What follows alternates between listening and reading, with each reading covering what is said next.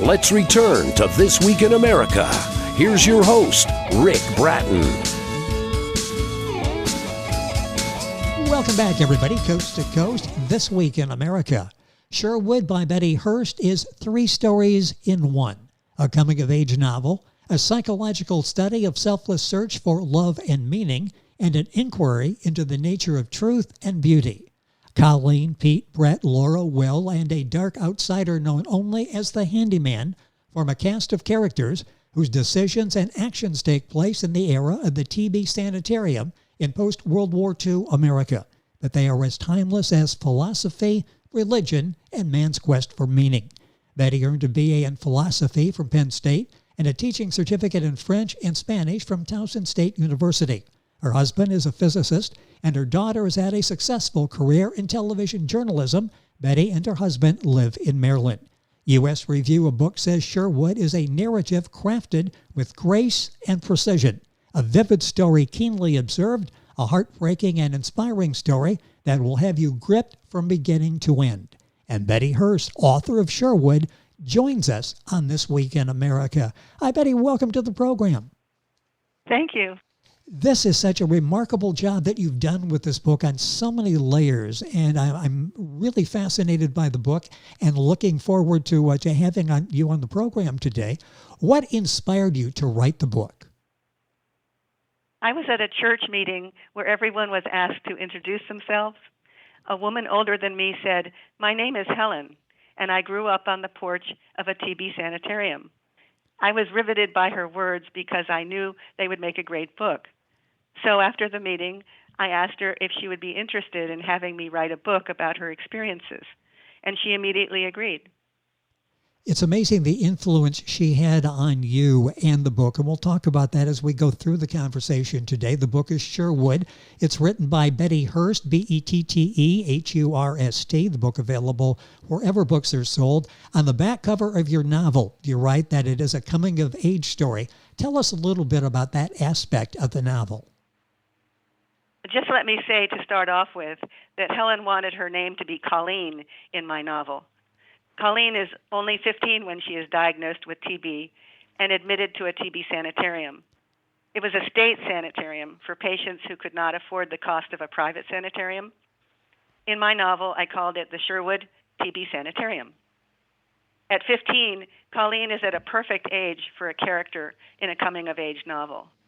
Colleen discovers that nearly all of Sherwood's patients are adults. The only patient who doesn't treat her like a child is a young man named Pete. Pete is 19, and he quickly recognizes that she is mature beyond her years. Their relationship begins with their mutual love of music and ends tragically with his death. They know each other for almost a year. His sudden death has a huge effect on Colleen. In the rest of the novel, she tries to make sense of his life and death through the lens of his philosophy. Colleen is so well, as all the characters are, so well developed, and we really root for her. We understand her. We watch her come of age in this book, the historical fiction, the historical novel Sherwood by Bette Hurst. If you're Googling, Bette is Bette, Hurst, Hurst. Her website, booksbybettehurst.com. And if you go to our website, thisweekinamerica.us, you can link on directly to get information from Bette's website and order the book there as well. Sherwood is part love story, part racial drama. There are basically 2 themes in your book. One is the conflict between Pete and Brett to win Colleen's attention and love. Tell us a little bit about that. How did that story develop? The rivalry between these 2 very different young men begins when Colleen and Pete are moved into the recovery building, which was located behind the main hospital. Colleen first meets Brett in the dining room, and she is quickly attracted to his good looks and charm. Meanwhile, Pete and Colleen begin meeting in a 3rd-floor apartment in order to play a grand piano, which is strictly against the rules. Colleen finds Pete's intellect and tremendous piano talent almost overwhelming, yet they become fast friends. He only sees a lovely and very musical young woman whom he finds delightful.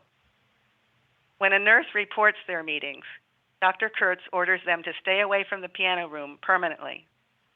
Nevertheless, Pete continues to go there, sometimes with Colleen. and that is a bridge too far for Brett. By now, Brett cares very much about Colleen and warns her that their visits could kill her or Pete. He tells Pete the same thing, but Pete no longer trusts Brett because of their rivalry for Colleen, and he will not listen. Interesting as that story develops in Sherwood by our guest on the program, Bette Hurst. I mentioned a secondary theme in the book. Where did you get the idea to create the interracial love story as that secondary theme, and how does that conflict with Will and the handyman that I mentioned before? How did that arise? I got the idea for the racial conflict from a photo of a black groundskeeper who brought Helen and her porch mate some kittens. I called the groundskeeper Will, and Will provided a natural scapegoat for the handyman's racism. Will was well educated in Haiti and has natural dignity and friendliness. The handyman is a womanizer and a thief. He resents it when Will receives praise for the foot warmers he makes for the women. The handyman also knows that Colleen saw him steal her book. Soon the handyman begins to act out his racial jealousy, and he publicly accuses Will of lusting after Colleen and her porch mates, even though Nurse Marta always invites Will to come in with the kittens. The handyman begins to watch in the shadows on evenings when Will visits with Laura through the screens. It finally dawns on the handyman that Laura and Will have fallen in love. One night, when the handyman overhears Sherwood's photographer offer Will an evening job at his house down on the main highway, the handyman follows Will down Sherwood's secluded driveway and tries to kill him with a rock. The handyman also slashes Will's hand with a knife in a rooftop stairwell when Will asks him to return Colleen's book. However, none of the handyman's violent acts succeed in frightening Will away until the handyman turns his attention to Laura's favorite kitten. Knowing that the handyman can pick the time and place of his attacks, and fearing worse danger for Laura, Will decides to leave Sherwood and go to Chicago. This is all unfolds in Bette's book. The book is a riveting historical novel. It's called Sherwood. You'll find the book available wherever books are sold, published by Gotham Books, their website, gothambooksinc.com. Bette's website, booksbybettehurst.com. Links for all on our website, thisweekinamerica.us. As Bette's telling the story, it comes to life. I can see the story unfolding, and it's just like that in the book. You feel like you're there. You do not want to put the book down, and you want to go on to the next chapter. Even though it's maybe 2 o'clock in the morning, you want to find out what happens with all of these characters. It's a riveting book. The book is called Sherwood. The two stories reach a climax at the Halloween party. Now, I don't want you to give away too much here, but this really is a climactic turning point in the story. Tell us what you can about the Halloween party and the impact that has on everybody's lives. Well, for one thing, this is when Pete dies. I won't tell you why or how, but it is a beautiful and very pure moment, and heartbreaking as well. On the night of Sherwood's Halloween party, Pete is confined to bed with a fever. Colleen comes to see him and promises to bring him some cookies after the party. It was to have been their first date, and Pete had planned to be a vampire. On the day before the party, on the way to dinner, Pete pretends to bite Colleen's neck, but instead, she feels a kiss. He holds her, and for the first time, she sees fear in his eyes, and this shocks her. He puts on a brave face, but not before telling her, "Don't ever forget me." Meanwhile, Pete's rival, Brett, has planned a way to steal a kiss from Colleen during the last skit of the Halloween party. It brings down the house when he succeeds. At that point, utter pandemonium begins. Pete had once mentioned to Colleen that Halloween is a night for Freud's death instinct, a night for scaring ourselves and releasing our inner wolf. Colleen thinks of this when she sees the handyman's face pressed against the dining room window. He sees Dr. Smith and draws back, but he shakes his fist at Colleen. It's clear he's bent on evil. As Pete is dying, the handyman exacts his revenge in a deplorable act that endangers everyone in the hospital. By the time the police arrive, the handyman has disappeared into the night. When Colleen discovers that Pete has died, she feels more alone than she has ever felt in her life. The next morning, Will accept a ride to Chicago with Colleen's brother and parents in order to escape from the handyman. Boy, there is so much there, and you will enjoy the story as it unfolds in Bette's book, Sherwood, book available wherever books are sold. Now, after Pete's death, a brand new wing opens on the hospital, at the hospital. In what way is this sort of a new phase for the story? This begins the long denouement in which Colleen comes of age without Pete. After Pete's death, Colleen and her friends are glum. He was the center of their unique fellowship, and nothing can bring him back. No one wants to talk about his death. Then Colleen and Brett are moved to the new wing. The atmosphere is not as cozy and personal as it had been in the recovery building. A new nurse has replaced the kindly Miss Marta. However, the new wing is sparkling clean and equipped with the latest equipment. Outdoor porches are no longer deemed necessary, and the medical staff is hoping streptomycin will bring a long-sought cure for TB. Until then, compression therapy continues in the new wing. Brett can no longer get away with his pranks under the regime of a humorless head nurse. Still, he and Colleen keep up their courage and eat together, while Brett wages a war against a prim critic named Angela. But one by one, the band of friends dwindles. After Will leaves Sherwood, he flees Sherwood, Laura leaves to go find him in Chicago. Then Abby, who is Colleen's closest friend, is discharged. This leaves Brett and Colleen. When Brett is discharged, Colleen experiences true despair. Her lonely nights are filled with the thought that her lung still has an olive-sized cavity in it. Her lung is still too elastic for the therapy to work. All of Pete's beautiful words about hope ring hollow now, and Colleen fears she will never get to go home.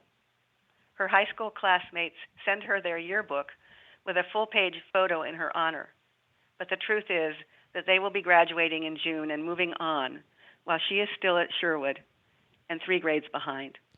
We are really pulling for Colleen. So how does Colleen find? how does she get discharged? Up to this point, we're wondering what's going to happen. We really are attached to Colleen.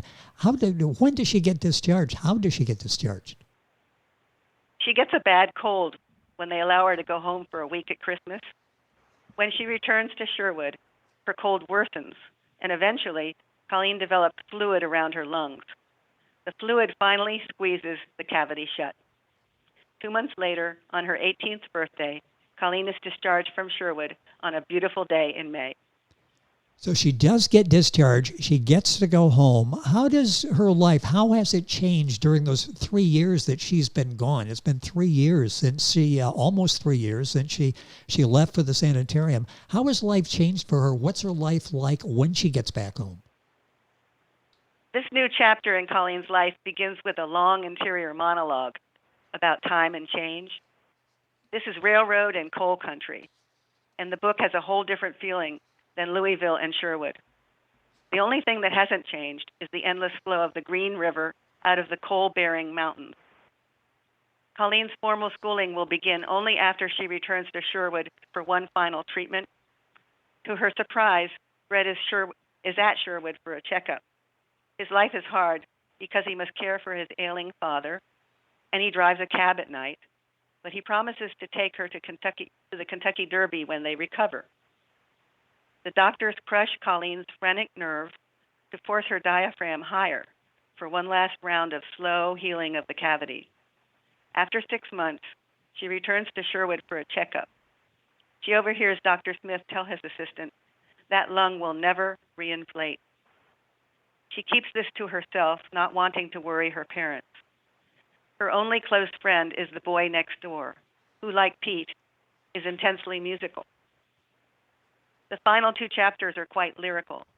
Colleen's life is not dramatic, but through her thoughts and compositions, Colleen is revealed to be a young woman with a deep and reflective kind of intelligence, well beyond a typical adolescent. Her years at Sherwood have taken her on a complete detour around her teenage years, to which she can never return. The book is Sherwood. The author, Bette Hurst, Bettehurst. If you're Googling, is the author and our guest. Her website is booksbybettehurst.com. Book, of course, available at Amazon. The publisher is GothamBooksInc.com, and all of this on our website. Let's talk about Colleen. How have things changed, and how was she able to change when she goes home? A small town, few opportunities.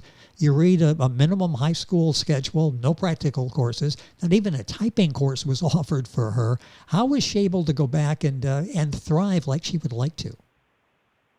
Well, change comes abruptly when Colleen graduates at the age of 20, but only after the boy next door is drafted into the Korean War and Colleen's life is thrown into confusion and loss again. I guess the big question, and again, without giving too much away, does she really find happiness after all the setbacks that were there for she's experienced throughout the book? Is she able to find happiness? Yes.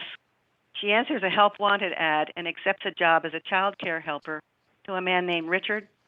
Richard lives out in the country with his autistic son and is busy selling his mother's house and settling her estate. Colleen watches the little boy whenever Richard is too busy to do so. By summer's end, Richard and Colleen have fallen in love. They move to Baltimore, where he plays French horn in the Baltimore Symphony Orchestra. After they marry, they move into his small townhouse with a little garden in the back for his son to play in. Colleen continues to try to find a way to help Richard's son, David. The book's final chapter closes as Colleen and David attend a performance of Beethoven's Fifth Symphony. She knows that the boy will face discrimination and difficulty during his life, but Colleen has borne the stigma of TB and knows how to deal with prejudice. The first movement's short motif reverberates through the concert hall like a musical victory over despair. But Colleen is forced to leave when David becomes restless. He does, however, recognize Richard's horn and echoes, "A," when he hears the orchestra tune up. These are some of the small signs of his innate musicality, which Colleen hopes to nurture. David also has perfect pitch. And so she is not afraid of the future. She has learned what it is to leave the real world and enter a world apart. She thought she had lost paradise when Pete died, but she has regained it in Richard. Now, in an ironic twist of fate, David's treatment will try to pull him from his autistic world into the real world. This will be a daunting task because his autism is severe. There will be no guarantees, but Colleen finds hope as a bird fills her garden with music and David listens. Remarkable story told by Bette Hurst, our guest on the program, in her book, Sherwood. What did you learn from writing Sherwood? What impact did that have on you, the author? I think I learned that there are always more questions than there are answers. Sherwood is filled with thoughts and conversations of all of the 8 main characters. I think the reader will find much to ponder in them. TB is still present in many parts of the world today, so Sherwood is a cautionary tale and a warning that we must guard against antibiotic resistance to TB, lest we return to the days of Sherwood. There is also the mystery of Pete. He believed in a God to be found in music, a God that is an intimation of the beauty in us, if only we will listen. A God that is like, as Albert Schweitzer once wrote, a pure and distant melody coming to us across the noise and busyness of the world. A God that guides us with beauty as well as truth. Brett believed Pete recklessly endangered his own life for an illusion and false God. The others also had their opinions of Pete. As for me, I think it is possible that Pete was a realist who knew that time is almost always too short to find out what is ultimately beautiful and true, while living in the carnival noise of the world. I also found myself constantly asking the question, who of all these characters would I have been? And I think the reader will as well. Well, I'm glad I'm not alone, because as you're reading, you associate with all of these characters, but certainly some in particular. And It's a cast of 8 main characters. As Betty talked about, the book is Sherwood. A few minutes left in the conversation. Let's talk about the challenges of writing a book like Sherwood with the number of characters. And you do such a remarkable job of giving us detail in all the characters. We feel like we know each of them individually. How difficult, how challenging was that for you to create these characters, to flesh them out as you have, and have the interaction between all of them? How challenging was that with all these characters, all these moving parts, and you pulled together so well? Well, thank you. I identified with each one. I know Charles Dickens used to put himself in each part and act him out. And he had thousands of characters in front of the mirror. I didn't act him out in front of the mirror, but I just got immersed in it. And also, my friend Helen, who really was responsible for giving me all the background of this story. I made up the plot, but she gave me pictures of some of her friends, which appear in the book, and I used all of them, and I would just look at those people. Pete didn't exist, actually, but many of them did. Many of the main characters did. And I could just feel it. And they, it was back in the 40s, so they looked, more like people from the 40s. And I could feel it. And I just let it go. And she also was a pianist and a composer herself. And she wrote many, many piano pieces. And I took all the titles and I rearranged them in the order I thought would fit the story. And it just, instead of an outline, I just worked for that. So sometimes I would play the music, and I could actually feel Helen's trauma. Yes. And I think this probably affected her more than anything in her life ever did. Well, and then when she had a